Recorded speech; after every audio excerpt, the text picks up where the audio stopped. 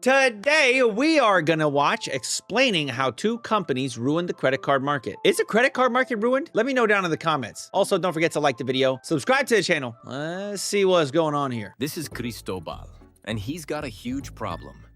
See, he's just scrimped and saved up a nice pile of bananas to start his own business. A local shop selling high-end fashion. All his friends celebrated the store's grand opening.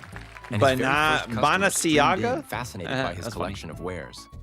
Before long, a queue forms at the counter and he begins to take payments. Cards swiped, transactions approved, and receipts printed.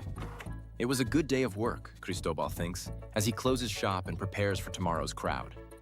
But he notices something terrible. The bananas in his company's bank account? It's far lower than expected, but he could have sworn that they sold at least 10,000 bananas worth of merchandise, and he even has the receipts to prove it. Cristobal opens his computer and pours through page after page of transactions and grits his teeth. Turns out he was right. He did earn 10,000 bananas, but hundreds were quietly siphoned out of his earnings. But where did these bananas go? They went to them, the twins in blue and orange. They run... Well, that's Dio. And this is, who the fuck is this? This is, dude from season 4? Killer Queen. Yeah, that's what I thought. Season 4. I can't remember his name. Kira. Okay. Interesting. Bro's a JoJo's fan? Okay. Digital payment companies, but ask any small business owner, and you'll likely get far more colorful language to describe the pair. Infamous for charging ludicrous fees, strong-arming businesses to reject competitors, and even driving up inflation. The twins have been exerting their influence over the digital payment space in all the wrong ways. This is their duopoly, explained. But what is a duopoly? That's what happens when two companies or businesses own an overwhelming share of the market. It's different from a monopoly, where only one business owns everything, hence the name. Remember the Monopoly board game? See, the goal is to own as many properties. Yo, anime, at least in America, duopoly, right? For the most part, it's like all Crunchyroll and Netflix. I mean, I guess there's some stuff on Prime. There's some stuff on High Dive. Some stuff on Hulu. That's fair. Properties as possible.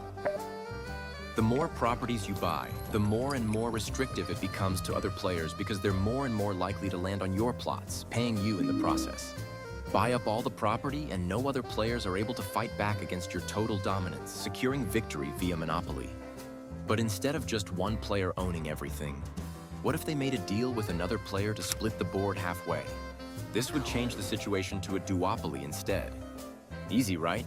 Now take the Monopoly board, apply it to the global payment industry, and you've got the credit card duopoly, with the twins sitting at the very Visa top. and Amex? Together, Jungle Visa and reporters MasterCard? show the twins allegedly own up to 90% of the global payment processing market, save for a few Eastern jungles.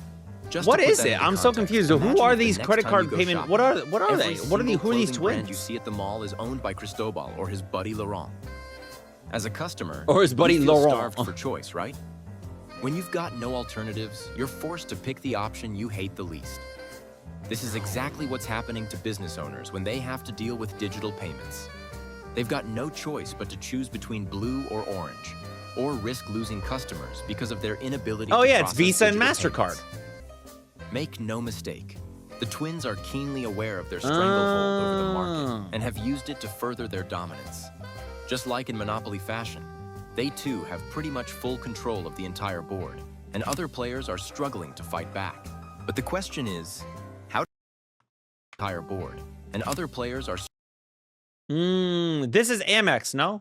What is this, fucking Bitcoin? So I had an Amex that was through my bank, but it was an Amex, right? And then the next time I had to renew my card, like let's say like I got it in like 2015, and then I had to renew it in 2019. When the first time I renewed it, they turned that bitch into a fucking Visa.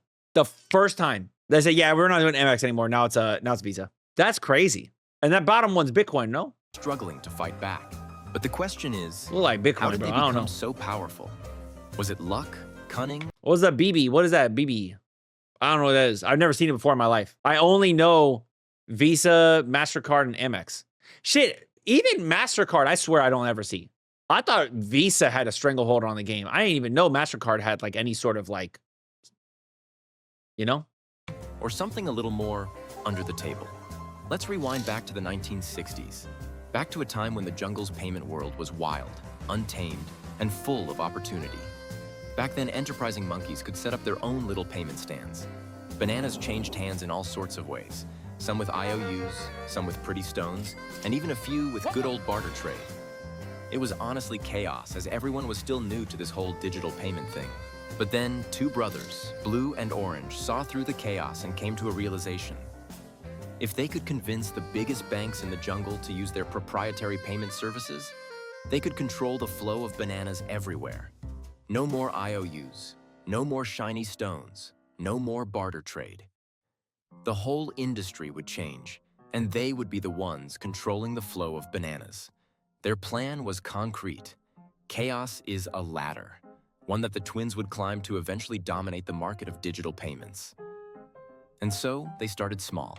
Who said it? Where's that a quote from? Chaos is a ladder. Ah, Game of Thrones. Yes. Peter Baelish. First, they offered payment security. MasterCard has 25 to 30% market share. Damn, that's actually way more than I thought. Yeah, Visa probably at least has 50. Visa has so much, bro. To shopkeepers. They'd promised to handle all digital payments, claiming that working with them would safeguard them from shady payments or scammers looking to make a quick banana. At first, it sounded like a good deal. With digital payments in its infancy, it paid to have some security when dealing with this new form of commerce. But the twins didn't stop there. They partnered with scores of businesses across the Western Hemisphere over the years. By the 1980s, the twins had hundreds of thousands of businesses, both small and large, onboarded as merchants. Because of this, customers also began using Blue and Orange cards for their shopping needs. This was all part of their plan. The twins now possessed massive influence over banana inflow and were ready for the next step in their plan to cement their position at the top. They began pushing for exclusivity deals with their partnered banks, and their old partners found themselves in a pinch. See, the banks could refuse, but this would absolutely nuke their business. Because if a bank didn't sign on the dotted line, they'd risk losing access to the twins' massive network of merchants and customers. Those who refused to bend the knee would watch all their clients flock to rivals who could handle payments using the twins' Blue or Orange cards. The ones left behind would be stuck handing out IOUs or fighting an uphill battle against the budding duopoly. Like it or not, the twins had made themselves indispensable. Their network was so vast and Kira. their payment systems so widely adopted that any bank left out would be cut off from the flow of bananas. No bananas in, no bananas out. A death sentence for banks. Because of the existential threat to their businesses, some good memes here. banks reluctantly signed the exclusivity deals, locking themselves and the entire jungle into the twins' system. And just like that, the twins' grip on the digital banana economy tightened one contract at a time. Other competitors tried to break in, but the twins were always one step ahead, making offers you can't refuse and nudging rivals out of the way, according to rumors from the grapevine. Dude. Some say Yeah, the rivals ran grapevine. into mysterious technical glitches. See, every time a new payment network was trying to set up shop, they'd run into loads of problems. Whenever a customer tried to pay with a rival's cards, the transaction would take just a little longer or mysteriously fail altogether. Shopkeepers would grumble about technical difficulties. Bro, how the fuck? Wait, okay. Oh, so these must be so like the Cash App card and like what are these other things? Cash App, Chime, all these things. They're cards through Visa and MasterCard and shit, right? It's like the Chime Visa card. And customers, frustrated by the hassle, would quickly go back to using the twins cards. It wasn't sabotage, of course, just a little bad luck or technical glitches that always seemed to work in the twins' favor. Coincidence? Very sus. Or maybe a shopkeeper who dared to accept a competitor's card would suddenly find their fees mysteriously increased. At least that's what some merchants claim. In the jungle, everyone knows about the twins' draconian rules. If a shopkeeper started promoting a rival's card, or maybe even offering a discount to customers who used it, they might wake up one morning to find their own transaction fees had quietly crept up. No warning or explanation, but the message was clear as day. Play by the twins' rules or pay the price. Most shopkeepers learned quickly that it was safer for their businesses to stick with the twins, just to avoid dealing with their wrath. That's so All strictly business, of course. By the time the rest of the jungle realized what was happening, it was too late. The twins' network had grown so vast, so deeply rooted, that even the jungle government Damn. Is this an actual chart of like what it looks like? Can't confirm. Oh, fair. couldn't untangle it. The twins had become the gatekeepers of the digital banana economy. And so, through a mix of cunning deals, exclusive contracts, and a little bit of old-fashioned muscle, the twins built an empire. Not by chance, but by design. Today, every time one of Cristobal's customers swipes a card, a cut of his hard-earned bananas goes straight to the twins. No questions asked. But what does this mean for the rest of the jungle? And why should anyone care about this? Let's take a look at what's happened since the twins took over. Their fees are a disease to small businesses. The twins set the rates, and they almost never go down. In fact, over the years, they've crept up, squeezing more and more juice from every transaction. For many shopkeepers, So it's Visa and MasterCard's fault that I had to pay $20 for a fucking meal from some place? these fees are the second biggest expense after rent.